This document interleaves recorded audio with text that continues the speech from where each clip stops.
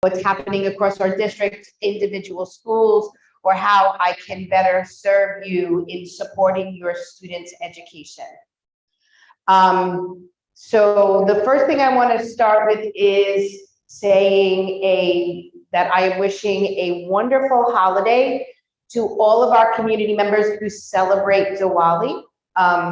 So if you are on live stream, celebrating and looking at us tonight, I do wish you a wonderful Diwali holiday. I also want to welcome Howard Wong from Nili Razik's office. Howard, thank you for being here today. Yay. We really do appreciate Assemblywoman Razik. She is such a huge support to our schools in District 25, and we always love to have either her or anyone from her office here. So welcome, Howard, and it's nice to meet you. Okay. So let me start also by saying a big thank you to Miss Cassidy and the staff of PS24 for having us host here this evening. One of the things that we say and showcase about PS24 is it was always an amazing school. And now that we have gone through so many phases of construction, it is just that much better. So I do always say to Miss Cassidy, the reason that our families have the beautiful space that they do in terms of this expansion is because of the work of Miss Cassidy. So I always thank her for helping us and the community create the best school environment for PS24. I mean, look at this cafeteria in itself. It's just gorgeous. So thank you, Miss Cassidy. Okay, one of the things that I think is really important for our families to know is that as your superintendent, I am responsible for 35 schools across the district. That includes grades kindergarten through 8 and our pre-K centers. So I always say to families, it's really important that if you have a question or a concern, that you can always feel free to call us. In my office, we have translators in Mandarin as well as Spanish. And these are the ways that you can contact us. You can call, text, or leave a voicemail at 347-850-3048. You can email us at contact@d25.nyc or visit our website to send a message at www.d25.nyc/contact. Or you can message us on our social media, which is at NYC School D25 on Twitter, Facebook, and Instagram. We always say in my office, the expectation is that any email, message, or phone call that we get or text, you will get a response from us within 24 hours. So this is District 25. This is our vision. This is what we believe in, and our core values live within this tree. If you look very closely at the roots of the tree, you will see the names of all of our schools. And what we believe in as a district is that we build strong foundations, strong roots, strong schools with all of the high expectation and the values of learning across all of our schools to make our students strong learners and grow into students and adults of the future. There's a lot of different things and meanings within this vision statement. And the first is from many roots growing together as one community. That's where all of our schools, although they have different things and different layers of work that they do, we grow and learn from one another. Our building leaders, our principals meet and share their best work. Our teachers learn and grow from one another, and our students grow and learn from one another. We also talk about the many roots in that District 25 is one of the most diverse districts in New York City. And we do believe in valuing and supporting our students in learning about each other's cultures, each other's families, each other's communities. What I love so much about this vision statement is that it was created alongside myself with parents, students, building administrators, and teachers. So together we talked about our core values and the things that we want for our students. And one of the things that we spent a lot of time talking about is creating opportunities across all classrooms to empower learners to have a voice in what they want to learn. What are the high expectations that we set for them? But our students always have an opportunity to talk about what is the best learning experience for them. One of the things that I do, parents, when I come to schools is I spend time meeting with groups of students to ask them questions about that. I talk to them about if learning is engaging to them, if it's meaningful to them, if it's interesting, and if it's challenging. We also spoke about, as I spoke about before, embracing differences. As a district, we believe that we learn from each other's differences, and not just around who we are culturally and socially, but also about our difference of opinions and different perspectives. And when you learn about people who think differently or are interested in things that are different from you, it makes us all smarter. We also believe in providing equitable access and opportunity for all. That includes offering acceleration to our learners, but also to provide supports from those who are struggling. And we make sure that all of our schools have different layers for students to get the best opportunities and education that they can. Okay. So I want to let the PS24 community know that the vision that we had is that as we emerged from the pandemic, we were aware that there were different learning opportunities that our students had experienced, and there may have been some loss in learning because of that. So our vision is to come back this year stronger than ever, and that is to make sure that we have a clear understanding of where our students are and how we can close those gaps and further support our students. But the best thing that we said is in September, when we opened our doors, we were so happy at how excited our students were to be back at school.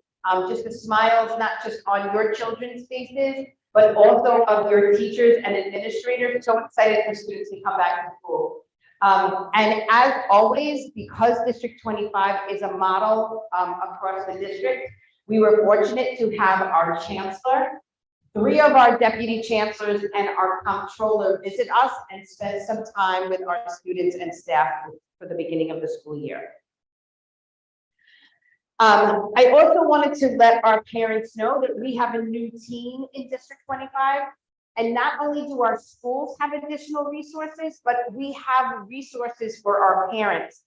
And you will be able to see our new team by logging into www.d25.nyc/about us. I'm going to go over our team today. But if you need to reach anyone, next to everyone's pictures and a blurb of what they do will be an email address that you can get in touch with them. So for those of you who don't know me, I'm DiMango, the community superintendent, very proud to support all of our schools and our communities across District 25. Dr. D'Antona is my deputy superintendent. Together, we are in charge of making sure our schools run smoothly and safely for all of our students and staff. We also have Beverly Mitchell. She is the executive director of school supports and operations. She works to make sure that our facilities, all of our facilities are working as they should, as well as support for our student services. Then we have Louis Lucido, who is here today. Here's Louis. Louis is our field support liaison. He liaises between central offices and all of our schools. He is also the person most likely who will be responding to you. If you email us or call us, he will make sure that your questions or concerns go directly to the schools and you get the answers that you need. We have instructional support people that help all of our schools to achieve their academic and social emotional learning goals for our students. And one of the things that we are really excited about is this is the first time in a long time that District 25 has staff developers that will be working with their teachers. I don't know what this means. Tap this? Okay. Oh, so I need to go back. Okay. So in support of our schools, we have Debbie Winkler. She's a teacher development and evaluation coach, and she supports our school leaders with advanced and common language that measures teacher practice. Anna Arrigo and Angelique Hewitt and Melinda Willens are instructional leads, all working in different areas to support our principals in developing their professional learning plans for our teachers. But also to help with implementation and training of teachers. We have Michelle Lee, which is our multilingual learner services administrator. You know, one of the things that we talk about all the time that sets District 25 apart from other districts is our significant work that we do to offer bilingual classes, both in general education and special education. We offer bilingual classes across our districts in Mandarin, in Spanish, and in Korean. Michelle Lee is supporting our school with those dual language and bilingual classes to make sure that the languages and the planning of our teachers is aligned to state standards and that our students are continuously learning. But one of the things that I always say as your superintendent is that if you are a teacher in District 25, you are a teacher of our new language learners, our multilingual learners. In District 25, we have over 6,000 multilingual learners. And Michelle Lee is a support for our teachers in making sure that they know the practices and have the resources to best support those students and those learners. Then we have Arifa Khan and Danielle Bergman. They are our academic intervention service support for our schools, and they support all of our schools across the district in providing what we call MTSS, which are multi-tiered system of supports for all of our learners who are struggling. We have Diana Stein, who is instructional lead. She supports our schools in physical education and health and wellness and social emotional learning. Then we have Tracy Vaughn. She is our academic policy, performance, and assessment specialist. She makes sure all of your students are programmed for the classes that they need to take, and that that District 25 stays in compliance with the state and federal government in terms of making sure that we have all of our academic policies in place. And she also helps our school in deepening their understanding of the assessments that we give your children. We have Nathan Yakubov, who is our administrator of special education. He is a resource to our schools. I always say any questions that parents have regarding special education should always begin at the school level. But if parents feel that they have additional questions or are not getting the support that they need, they can reach out to Nathan for any advice or supports with moving towards your child's evaluation process or having an IEP. I will say Nathan just most recently presented at the Flushing Library, as well as our CEC meeting for those parents who are interested around the special education referral process. We have those documents translated into Mandarin, as well as English and Spanish on our website. Then we have Richard Braun. He is our L compliance and performance specialist. Richard supports our district with making sure all of our students are properly programmed for either ESL, English as a Second Language, or within our dual language or transitional bilingual education programs. And he also works alongside Michelle Lee to support our schools with instructional practices. We have Greg Yankovic. He's our student services manager. He is the newest member to our District 25 team. He supports with attendance, crisis de-escalation, culture and climate, and he trains our school counselors across the district. Okay, my team is just forever going, and I'm so excited to have them. So then we have Wing Yi Chung. She's our school social worker. She supports all of the social workers across our district. She builds capacity to support them in a wide range of social emotional learning, mental health, and connecting families with the social services that they need in terms of community-based organizations and local-based organizations for our high needs and at-risk families. We have Esther Maludo, and here's Esther. Wave your hand, Esther. Esther is my right-hand person. She is the main point of contact for our parent coordinators, our families, and our community members. I always tell parents, because I am always out at schools, if you call my office and ask to speak to Esther, it is like speaking to me. Esther will call me anywhere, anytime during the day to make sure that I am aware that there is a parent concern and that she gets you the answer that you need, or if she can't get you the answer, she will at least call you back and let you know when she can get you the answer. So I say to parents all the time, if you really want your concerns heard right away, make sure you get in touch with Esther. She'll be able to guide you in the right direction. She also organizes and facilitates parent chats, town hall meetings for us, PTA meetings, and other district meetings that involve families and community organizations. Esther works alongside Marissa Martin. Here is Marissa. She's our community coordinator. She is our main point of contact with outreach with our local community members. That includes our local elected officials. So I say to our local elected officials, if you need answers right away from my office, please call Marissa. She will be sure to get you that information.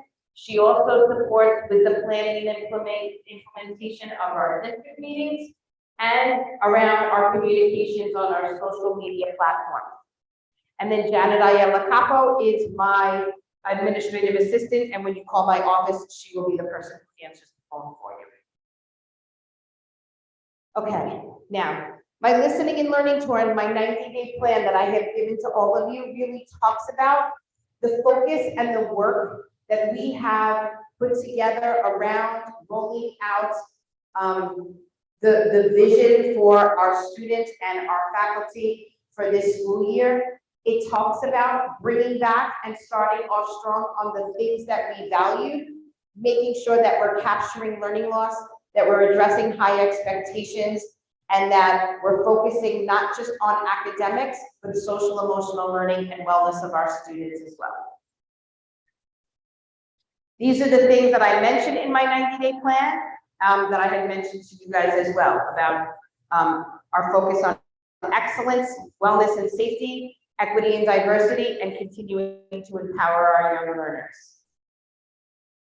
Okay.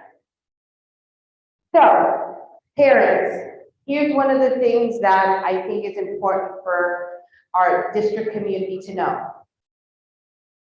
So our priority this year as a community is around reading.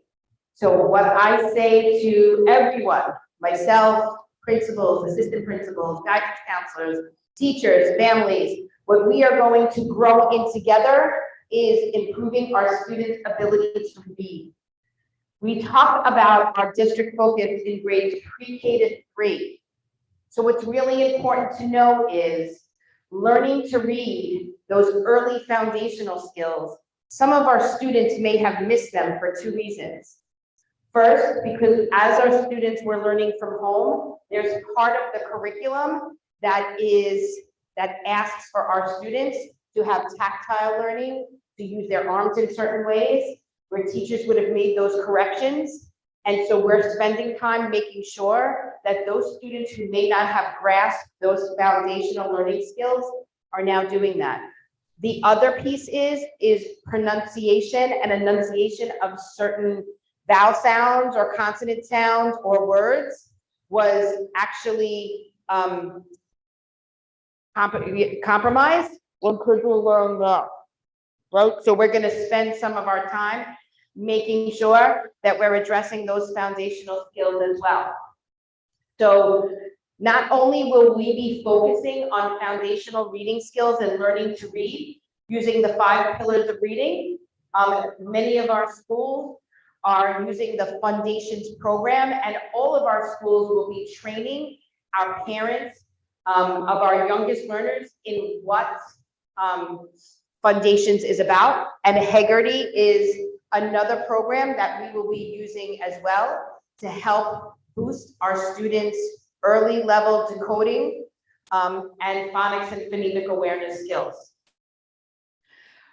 We have about 350 teachers participating in letters training.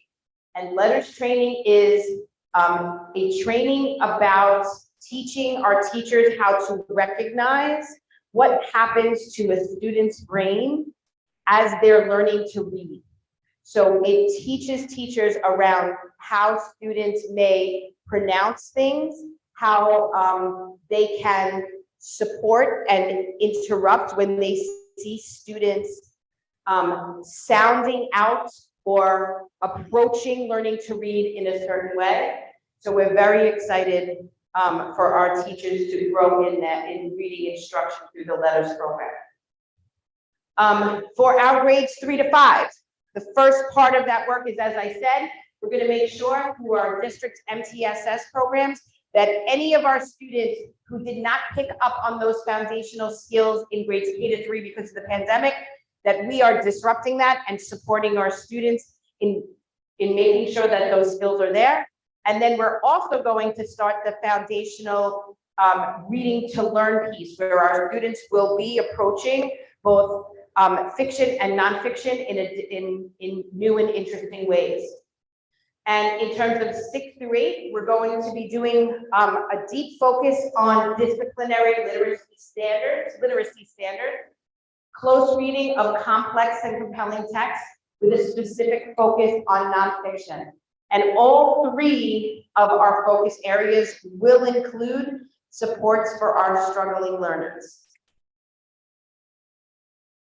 Okay, so the last thing that I want to talk to everyone about before I open up tonight for questions is an important topic for District 25 called chronic absenteeism. Now, one of the things that I want to say about this topic is there are so many things that District 25 excels in terms of the city. We are 5th in the city in reading, and we are 3rd in the city in math. But we are midway in terms of chronic absenteeism. And it is something that each school community needs to work on to make sure that we disrupt chronic absenteeism and that our students are in school every day. The federal government has identified chronic absenteeism as a new educational crisis. And their first report on this subject was released in 2013 and 2014, where it said that 13% of the student population, which is 1 in 8 students, were chronically absent. It's been a little bit worse since then. In New York, the state education department defines chronic absenteeism as missing 10% of school days, which is 18 days or more per year in a 180-day school year. That's about 2 days per month. One of the things that I say to parents all the time is if your child is sick, you should write a letter to us, and that's called an excused absence, but that doesn't excuse the absence. If a child is not in school, they are not marked present ever. So that's an important thing to know. So this includes, when we talk about chronic absenteeism, both excused and unexcused absences. The idea is that significant amounts of missed instructional time for any reason is cause for concern. So one of the things that we talk about is across this country, more than 8 million students are missing so many days that they are academically at risk. Chronic absence or missing 10% or more of school days for any reason can translate into students having difficulty learning to read by 3rd grade, achieving in middle school, and graduating from high school. Students who are chronically absent on a yearly basis from grades K to 8, meaning they're absent 2 days a month, by the time they get to 8th grade, would miss what is an equivalent of 1 year of school. The current reality in District 25 is that in order for us to build those strong roots that we talk about for our learners across all grade levels, we have to maintain positive attendance rates. As a district, we currently have 4,218 students from pre-K to 8 who have been absent for more than 10% of the school year. We believe in District 25 that being present in school is a priority for everyone, and attending school matters. Here's our chronic absenteeism rates by subgroup. As you can see that currently we are doing very well in regards to the city or the borough, but there are certain subgroups of students that we need to focus on more than others. But in general, all of us as a community have to make sure that if our students are not sick, and I say that all the time, we never want students to feel that they have to come to school when they are sick. If they are not well, they should not come to school. However, when it comes to planning days for vacation, or when it comes to a child waking up and saying that they're too tired, I say, and believe you me, as a parent, I went through it a lot. I have spoken to my students, even from an early age. It is really important that we set attendance standards with our students to make them understand the importance of being in school. Okay, why it matters. And this is a really interesting study. So missing 10% of school, 1 or 2 days every few weeks can make it harder to gain reading and math skills, build relationships, and develop good habits. The routines your child develops will continue throughout school, and make the most of your early grades by encouraging your children to attend every day, and here's why. So the study that they did was around groups of students across our nation, and chronic absenteeism and connections to being able to read on grade level by 3rd grade. What they found was the percentage of kids with good attendance in both kindergarten and 1st grade, meaning they missed 9 or fewer days in both years, 64% of students within that study were able to read on grade level by 3rd grade. With kids who were at risk of attendance, meaning they missed more than 9 days both years, that went from 64% to 43% of those students being able to read on grade level by 3rd grade. And of kids chronically absent in kindergarten or 1st grade, that went to 41% of students being able to read on grade level. And students who were chronically absent in both kindergarten and 1st grade, that dropped down to 70%. So when we say attending school matters, this study shows that. So why it matters in middle school. Students who miss no more than 9 days of school each year can stay engaged, successful, and on track for graduation.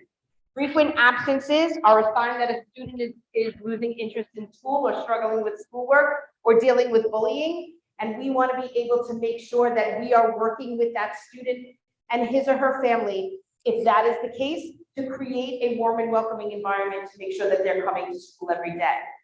By 6th grade, absenteeism is one of the 3 signs that a student may drop out of high school. And by 9th grade, attendance is a better predictor of whether or not a child graduates than an 8th grade test scores. So what we need to do together to continue focusing on attendance. Here's an important predictor of last year's scores in relation to our students in District 25. Students who were chronically absent performed over 26% lower on the ELA assessment when compared to non-chronically absent peers. These are our students in District 25. Students who were chronically absent performed over 36% lower on the math assessment when compared to non-chronically absent peers.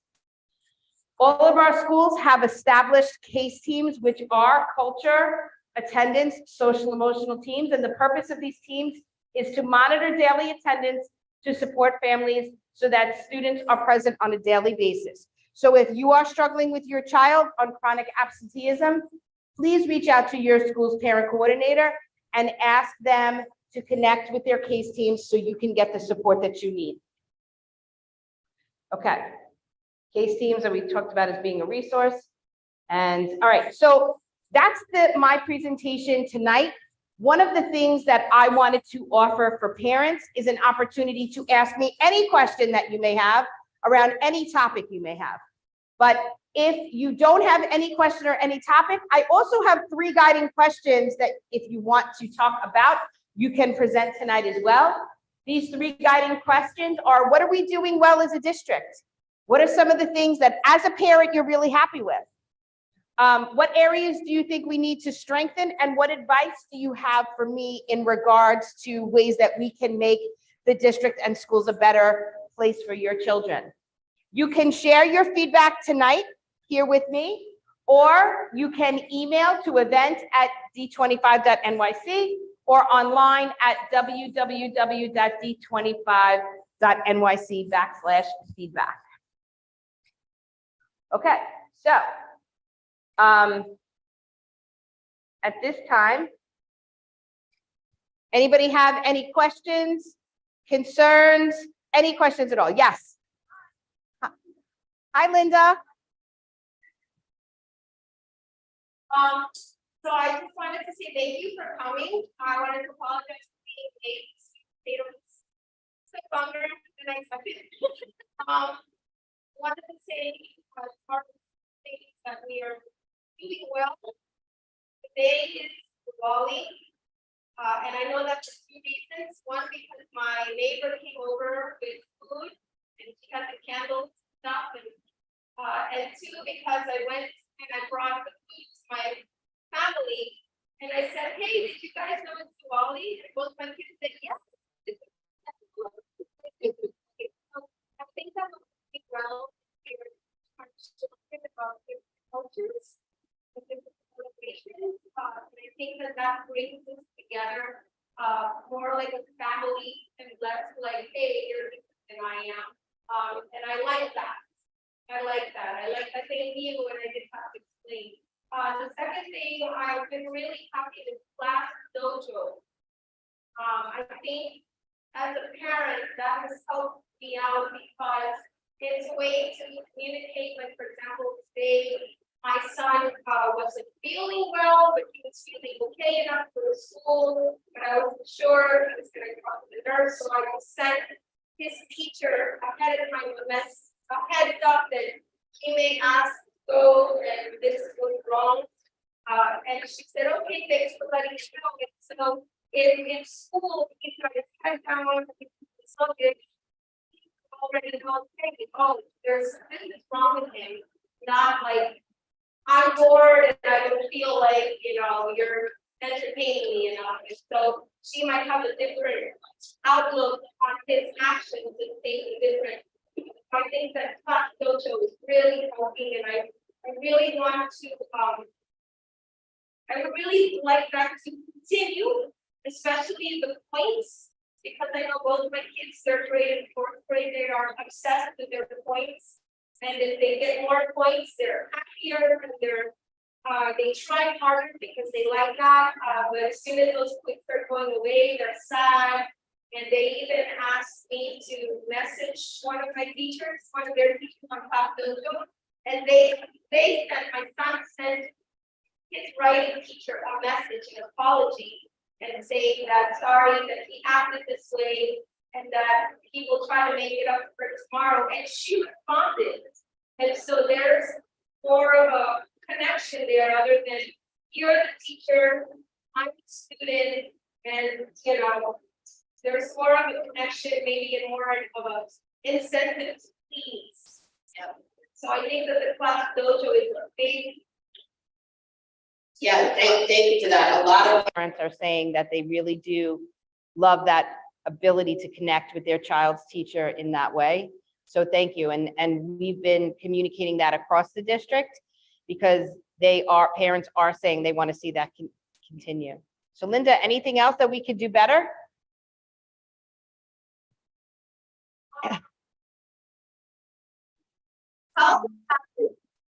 Please don't put classes for all the teachers. We did a chief dancer. Yeah.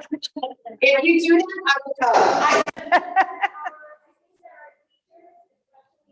come. They try so hard and they put their all, and I thank them, and I've always had wonderful teachers, and I just feel like I want to give more, but financially I can't do that, but I can teach salsa. And I will come if you guys arrange that. That's great. And I want to thank you for that. And I thank you for, I do thank you for recognizing the hard work that happens at this school and of the teachers and the administrators, because they really do work very hard. And thank you for that. Okay, any other questions, concerns? Yes. Hi.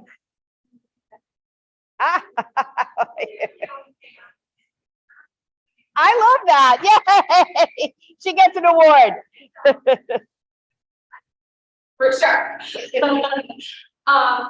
And I really just want to get more information, really understand our kids work so hard through the day. And I just want to get, a better idea of what the DOE policy actually is. They went on the website and it says that it is a 20-minute active reset policy that the kids, I'm assuming, should be active for that amount of time. Support all their, we're talking about embracing differences and kids getting to know each other and all that social emotional aspects, and then really just getting time to be autonomous in the day and have some own say over themselves for a portion of their day, where the rest of it is eaten up constantly by being told what to do and when to do it and how to do it.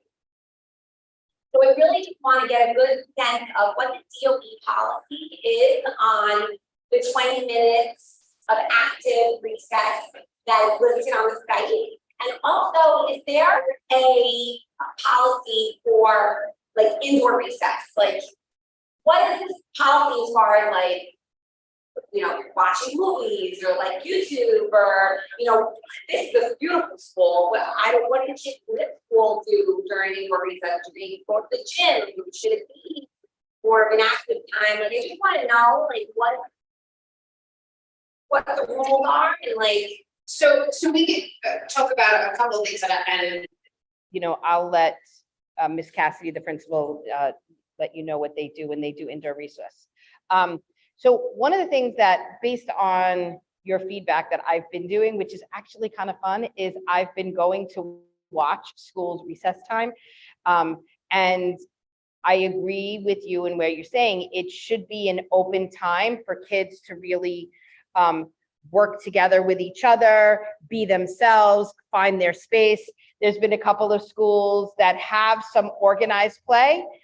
There's been a couple of schools where I had to, talk to some kids about not climbing the fence, but I do believe that recess should be that time where kids are having fun, being together.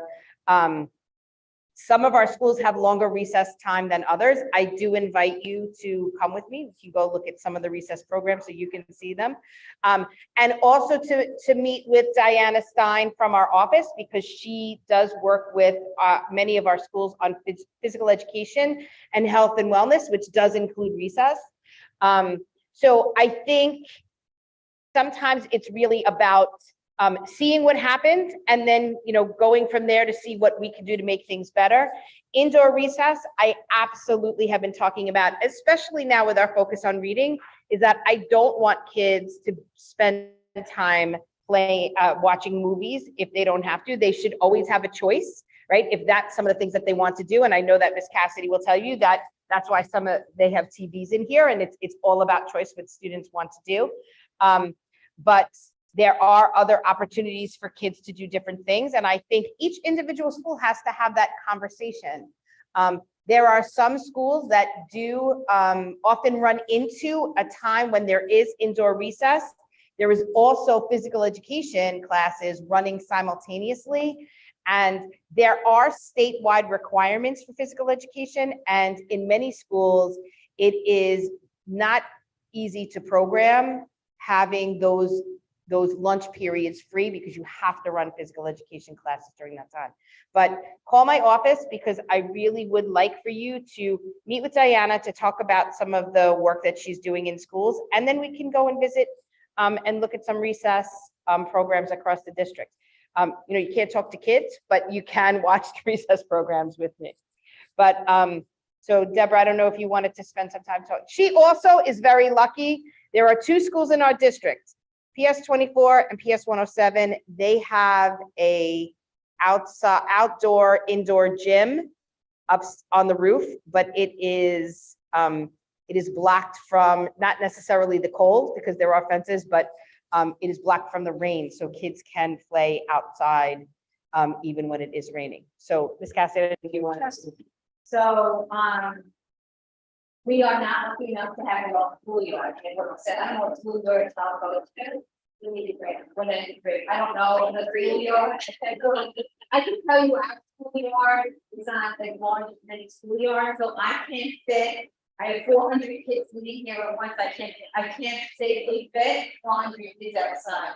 To an AV schedule, so kids go outside every other day, and they don't lose out. It's a rainy day. So today is a rainy day. The AV will go out tomorrow instead of today. So we're very fair about that.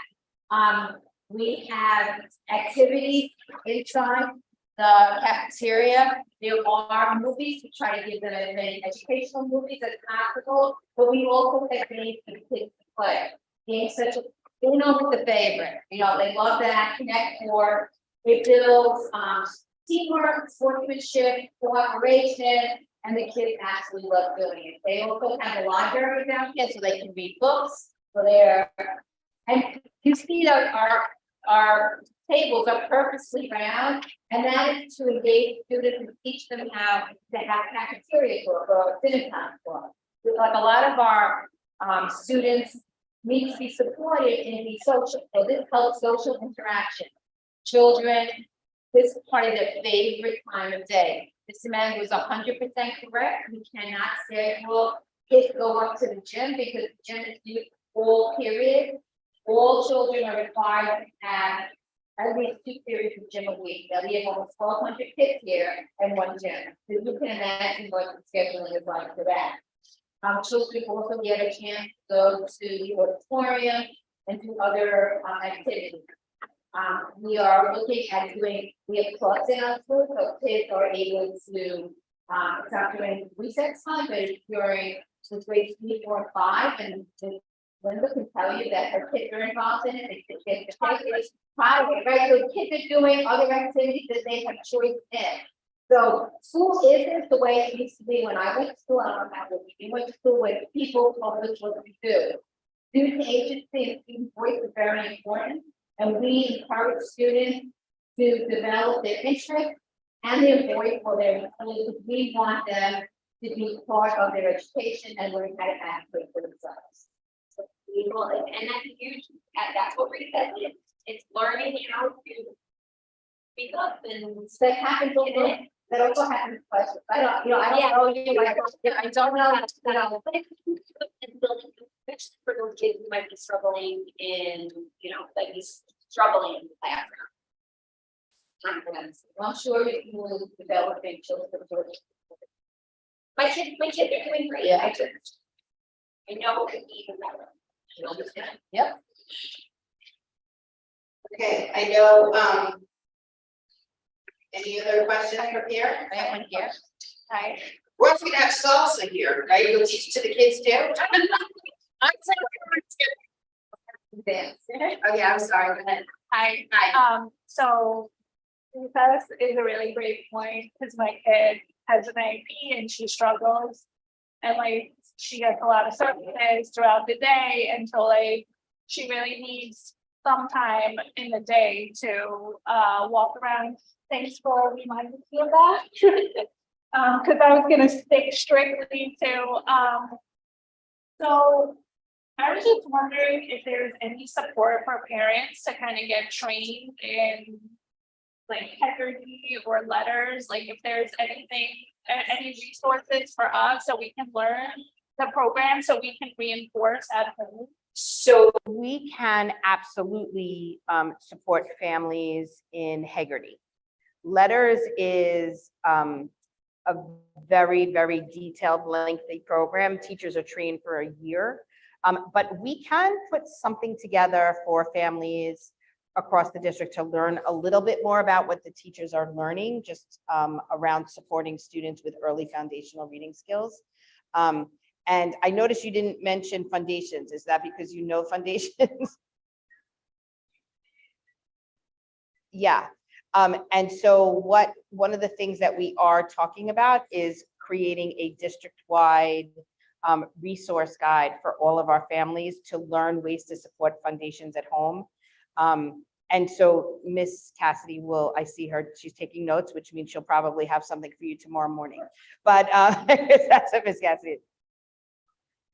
Oh, you're at PS 32? Okay. Yep, yep. So you know what? I will tell you, you are at a huge advantage because your principal is a reading first teacher. She is actually the principal that many other building leaders call for support in early foundational skills. So I will let her know that that is a request from parents, and she can absolutely do that for you, including letters. All of your teachers in your school are learning letters as well, K to 5. So I will call her and make sure that she will put that together for you, and she'll be happy to do it. So she's really great at that. Yeah. No, it's nice to hear that people feel the same way about them that I do.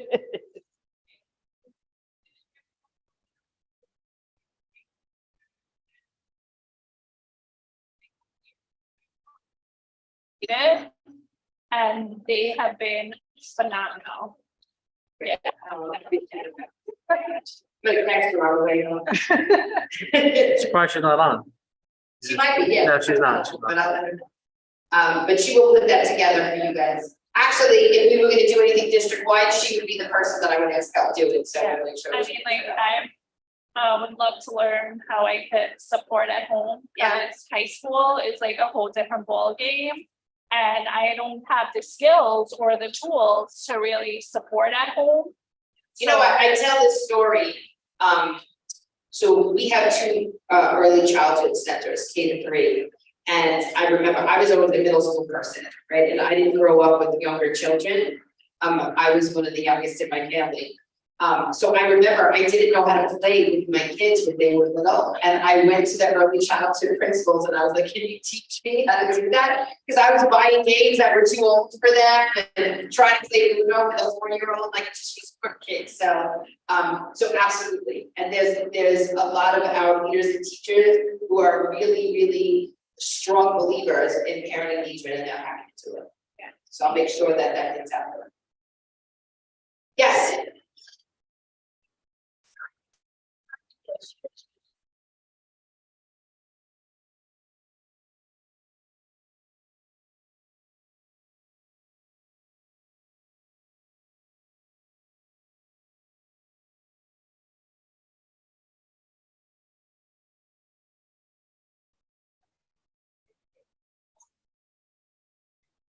I can't hear.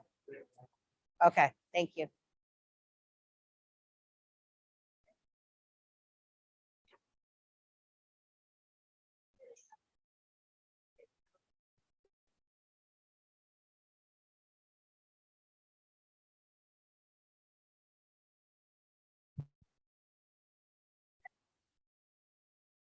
Yes. She's asked to set out, can just read it, books, in school, if it's possible, I think to have more hands-on activities, like performance, like dance, science, arts, like performance, like art and art. That PS 24, from PS 24? Yes, I think I recognize you. So I can just talk about our school, if that's okay. And then Mrs. Smith can talk about the district. What grade is your child in? Some kind of leadership that about, like, computer studies. Okay. That is alongside the, something, to do something for the community. Yeah, I like that. So I don't know if you wanna talk about, some of the things you do here, Yeah. or, So we 100% believe that we want to support children, not just in reading and writing and mathematics, but in everything. That's what our philosophy is. So if you would like to have a tour of our building, I would like to show you our science lab, our art studio, our dance studio, our music studio, all children, our gym. We have so many opportunities for children to learn besides learning to read, write, and math.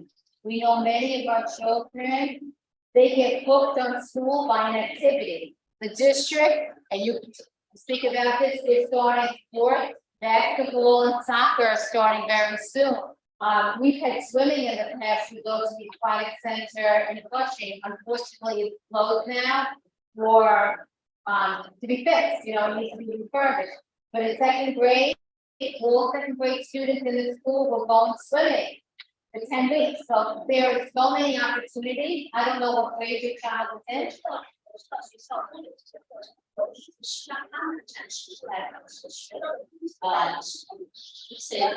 We provide opportunity for the students to show others what they learn, like yes, there's bonus.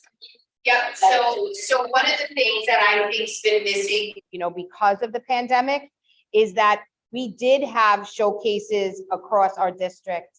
Another thing that District 25 has been recognized for is our work with the arts. And that's why we say schools like PS 24 have dance rooms and other types of art galleries. We have schools that have art galleries, and we worked hard to make sure many of our elementary schools have certified art teachers and dance teachers and music teachers. And we have had conversations, and it is now that we've emerged from the pandemic that we will be bringing these showcases back, because we have not had them in a long time. And I definitely agree with you. And we're looking forward to making sure that those things happen this year.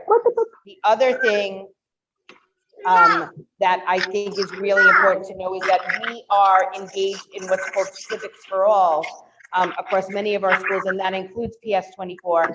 And that talks about really engaging in communities.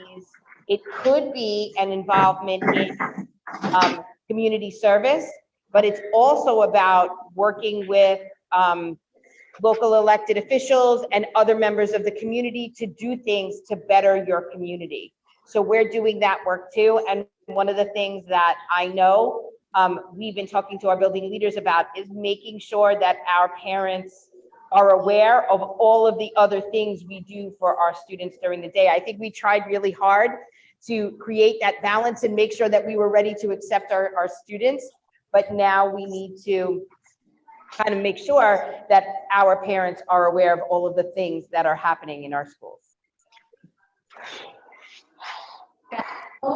Where children will be performing in December. There will be a spring arts festival, and we are very fortunate to be a recipient of the Disney grant. So we'll be putting on probably 11 in June with the performers from Florida. They're coming here to help us. So there's so many wonderful things going on, and we're gonna have fun. The dance. No, thank you. Are there students going on trips? Yes, that's another thing we just reinstituted, and trips are back, so we're really excited about that. We are encouraging all of our schools to make sure that they're using this wonderful city as a landscape for learning. So we're starting to do that as well. Yes. Back in preschool, we used to have the school culture. School culture passes, yes. Yeah, the line very short. You get food culture pass. You love it. Go watch it. That's what it is. Preschool, you do that? We use library card. I will find out more for you. If you're here every day, I'll see you tomorrow and we'll talk about it, okay? Yeah, Lewis is gonna do that too. I wanna know about the Google Places. Yeah. Parent coordinator's working on that. Great. We just met with the librarian today, and she's, we're distributing to all parents, so they get, library cards. So they're, I'm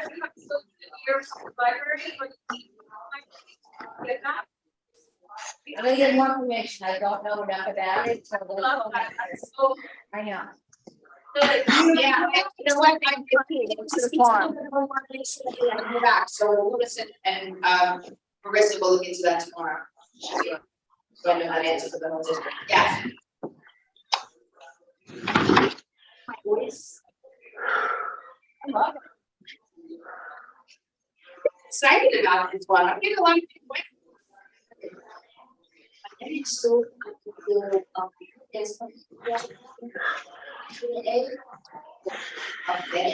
Yeah, they have very first and we have and that's really important. My child, because of the COVID, so we have 1 year back on 9 years old. So my kids never was good at reading before that, and after a year that she's still good.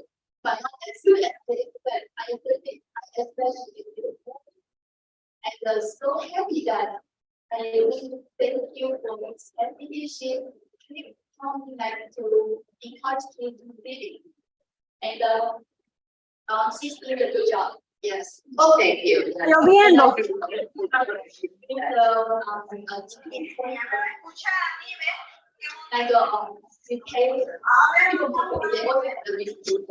Ay, no. Está feo afuera. And you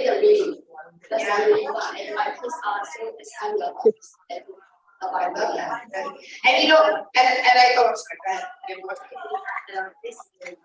And also, they will talk about, say, oh, this could be, they also provide, Lloviendo está, ¿verdad? they keep, like, they keep on the highways. And, this year, even as the university, Ahí voy.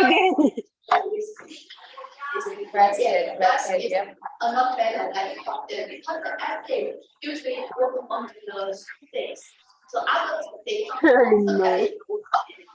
so at that time, really get something out there with the radio. Ay, no, está horrible allá afuera. Thank you for that.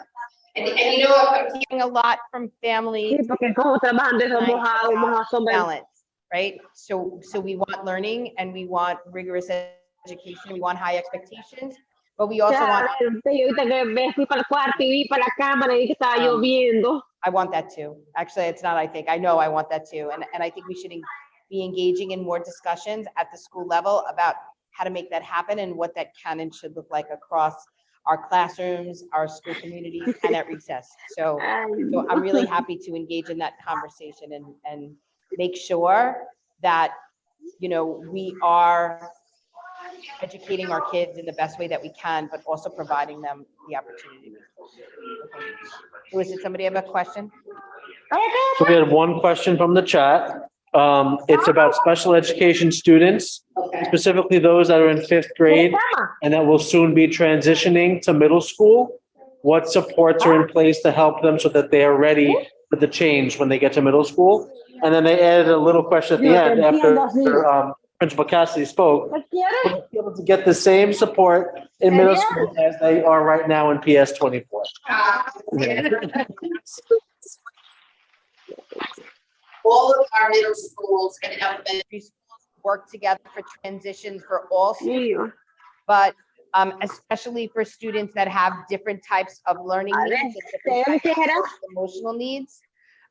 And so what we do every year is we work to remove that anxiety of students leaving 5th grade and going into middle school, but also talk to them about the responsibility of growing older and how middle school is exciting. But then we also do individualized meetings between our elementary school and our middle school counselors to get information from teachers around the things that students need when they are transitioning into middle school, and we make sure that they have them ready. And the same type of communication and collaboration goes through parent coordinators as well. So if parents who are working on that transition, I do suggest that you reach out to your current school counselor, and they can help facilitate a relationship with the middle school counselor, and the same thing with parent coordinators.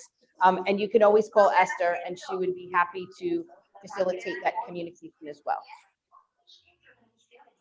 Papi, ¿te echo leche ahí? Okay, any other questions? ¿O sí lo va a comer? All right, I want to thank everyone for being here tonight. Thank you, Ms. Cassidy and the PS 24 staff that were here. Thank you, parents, for coming. It was a very exciting evening, and I really enjoyed our conversation. And thank you, Howard, for being here tonight. Please give our best to Assemblywoman Rosick. Ya vi.